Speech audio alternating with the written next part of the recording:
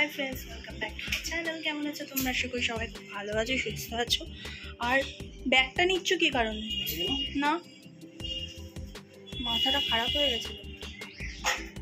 যাই হোক, এখন আমি বেরোচ্ছি হচ্ছে ক্লাসে। দরজা বন্ধ করেছে, চলো যাই। এখন দোকান থেকে নিয়ে নিচ্ছি ক্রিম কেক আর বিস্কিট 10 টাকা দিয়ে। চলে এসেছি ক্লাসে, আর এদিকে স্টুডেন্ট এখনো আসেনি। আর সকাল সকাল কিছু খাইনি বলে পরে এখন নিয়ে এসেছি এটা খাবো। চলো ওয়েট করি। স্টুডেন্টদের বাড়িতে এসে ওদের ঠাকুর ঘরটা দেখছিলাম, কোন কোন ঠাকুর আছে। তো গোপাল ঠাকুর আছে, আনন্দময়ী মা আছে, কালী ঠাকুর আছে, মনসা ঠাকুর আছে। তো ঠাকুমা সব ঠাকুরের সঙ্গে পরিচয় করাচ্ছিল।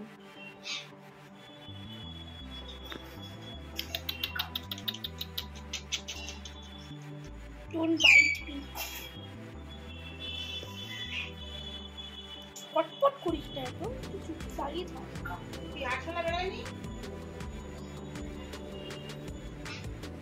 এরপর বাবার বাড়িতে এসে দেখছি যে বাবা নিয়ে এসছে অনেক বড় বড় চিংড়ি মাছ। সেই চিংড়ি মাছগুলো মা এখন ছাড়াতে বসেছে। মানে কি বলবো বলো তো, এই চিংড়ি মাছ ছাড়াতে কিন্তু বহুত ঝামেলা লাগে, তাই না? আমি তো যখন চিংড়ি মাছ আনতে বলি তখন বলি যে ছাড়িয়ে আনবে, নাহলে রান্না বান্না কিচ্ছু করবো না। এখন সব রান্না বান্নার প্রস্তুতি চলছে আর আমি এখন বসে আছি। আর রান্না হলে খাওয়ার প্রস্তুতি আমার হবে। আজকে কি কি মেনু হবে সেটা তোমরা আর কয়েক ঘন্টার মধ্যেই জানতে পারবে। সানডে স্পেশাল মেনু, স্পেশাল জিনিস, খুব ইয়াম্মি হতে চলেছে। স্পেশাল জিনিস রান্না হবে আজকে, তাই জন্য মনে এত খুশি খুশি, মানে বিশাল খুশি বিশাল খুশি। কি স্পেশাল জিনিসটা বলো তো? রবিবারের দিনে মাটন করছি গো রান্নাটা। ওফ, মাটন কতদিন পর খাবো। মাটন যখনই খাই আর যতবারই খাই এই স্বাদ যেন আর ভোলার মতন নয়। তাই রান্নাটা হোক। কোথায় গেছিলে তখন থেকে? এটা আবার কি কি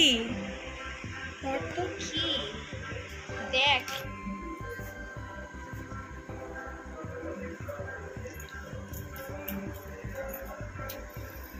বাবা, হঠাৎ উইদাউট অকেশন।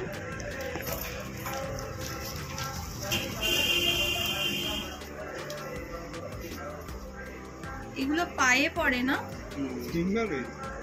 পায়ের আঙুলে পড়ে। মাটনটা কষিয়ে নেওয়ার পর তারপর প্রেশার কুকারে সিটি মারতে দিয়েছিলাম। তো সিটিও মেরেছে, 4-5টা সিটি মারার পর মাটনটা হলো। আর যাই হোক, এখানটা আজকের মেনু ছিল হচ্ছে চিংড়ি মাছ দিয়ে কচু বাটা, উচ্ছে কুমড়ো ভাজা, কাঁকরোল ভাজা, আর ছিল হচ্ছে মাটন। ও ভাই, এই মাটন এখন তোমাদের সঙ্গে ভয়েস ওভার দিচ্ছি তো এখনই যেন আমার জিভ থেকে জল গড়াচ্ছে। মানে কি বলবো, আরেকবার পেলে বেশ ভালোই হতো, তাই না? আর এখানটা লাল লাল ঝোল। এখানটায় আমি এখন বসে রয়েছি আর এখন আমরা যাব হচ্ছে ঘুরতে।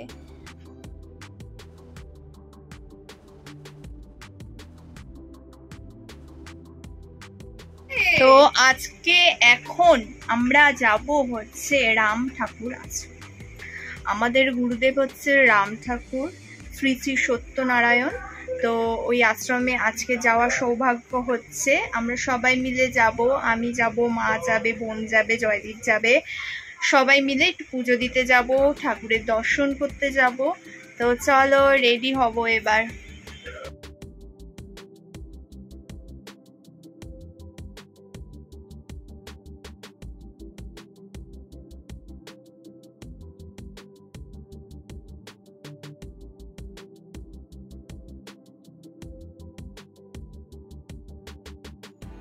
বেরিয়ে পড়েছি।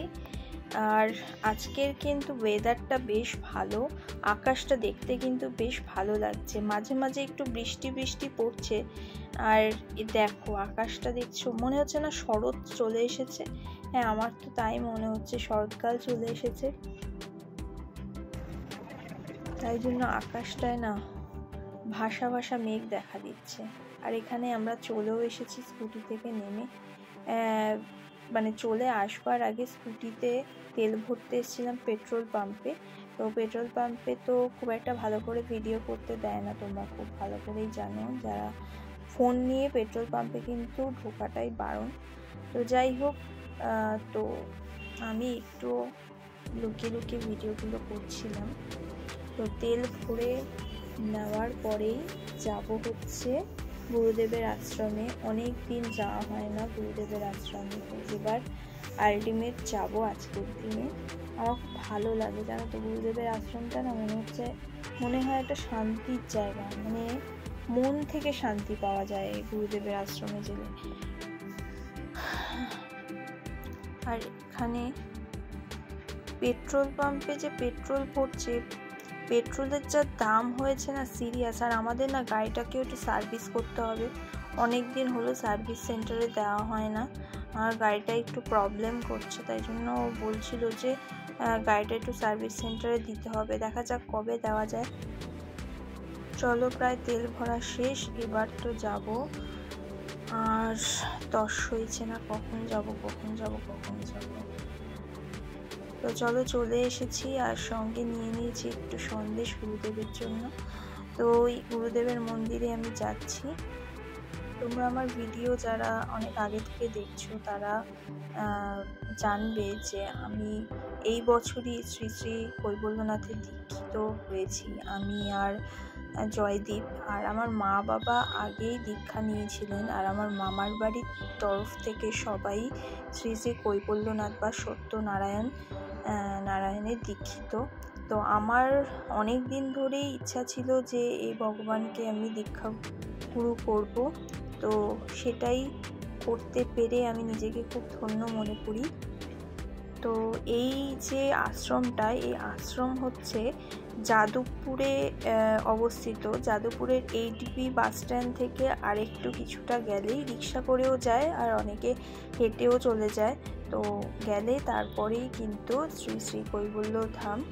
তো এইখানটায় আমরা ম্যাক্সিমাম টাইমে রোববার করে আসি, কেন রোববার হচ্ছে ছুটির দিন। রোববার ওই বিকেলবেলা বা সন্ধ্যেবেলার দিকটায় আসি, কেন কি প্রোগ্রামও হয়, কীর্তন হয়, তো দেখতে আসি। আর তাছাড়া তো গুরুদেবের যখন উৎসব হয় তখন তো আসি। এই দেখো অলরেডি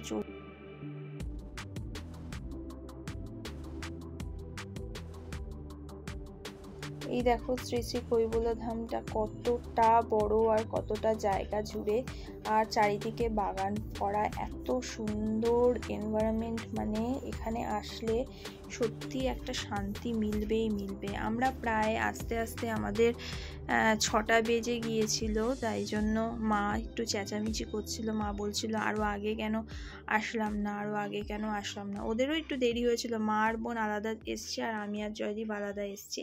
তো যাই হোক, কীর্তন শুনছিলাম। তারপরে সিকিউরিটি গার্ড এসে বললো যে প্রসাদ দিচ্ছে, যাও গিয়ে নিয়ে আসো। তো প্রসাদ নিতে এসেছিলাম আমরা। প্রসাদটা এত অসাধারণ ছিল, বিশ্বাস করবে না। প্রত্যেক রোববার দেয় কিনা জানি না, আমি কোনো রোববারে পাইনি। মা তো বললো যে হ্যাঁ দেয়, মাঝে কয়েকদিন বন্ধ করেছিল। তো এই প্রসাদ খেতে যে এত ভালো লাগলো, মানে তুমি বাড়িতে বানাবে এত কিন্তু সুস্বাদু, এত টেস্ট কিন্তু হবে না, মানে এতটাই টেস্ট হয়েছিল এই প্রসাদের। তো জয়দীপ তো 2বার নিয়েছিল, বললো যে আমার বেশ ভালো লাগছে খেতে, তো 2বারে নিয়ে খেয়েছিল। এরপরেও কিন্তু আজকে সিন্নি প্রসাদও দেবে।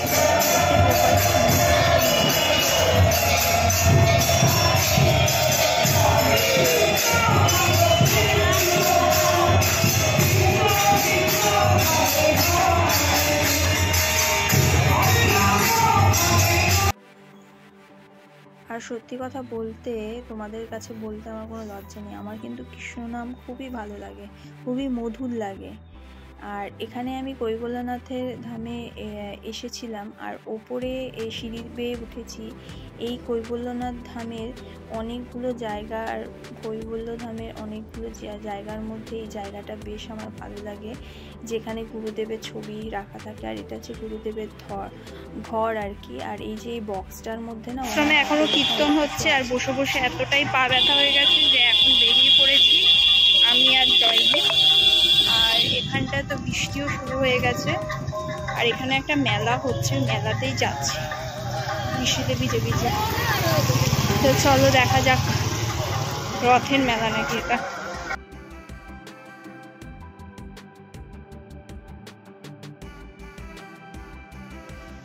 এই দেখো মেলায় চলে এসেছি, আর মেলায় এসে দেখছি মেলাটা পুরোটাই ফাঁকা, আর সেই টাইমে এতটাই বৃষ্টি হচ্ছিল, টিপ টিপ করে হলেও বেশ প্রখর বৃষ্টি হচ্ছিল।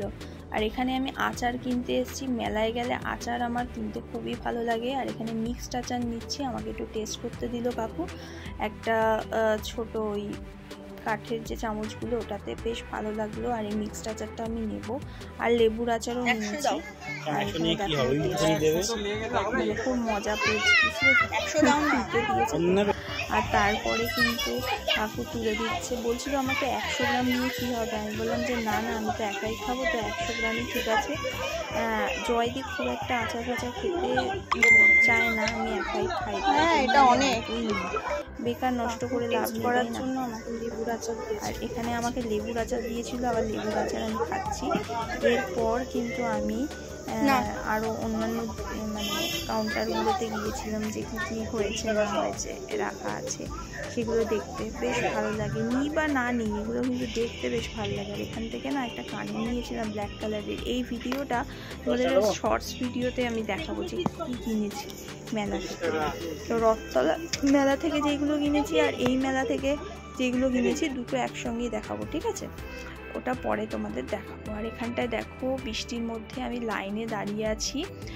আর এখানে হচ্ছে শ্রী শ্রী কৈবল্যনাথ মা আমাদের সত্যনারায়ণ গুরুদেবের যখন এখানটায় পুজো হয়, আর প্রত্যেক রোববার করে তোমাদের বললাম না সিন্নি প্রসাদ দেয়। আর এখানটা দেখো সিন্নি প্রসাদের লাইন, সেখানেই দাঁড়িয়ে রয়েছি।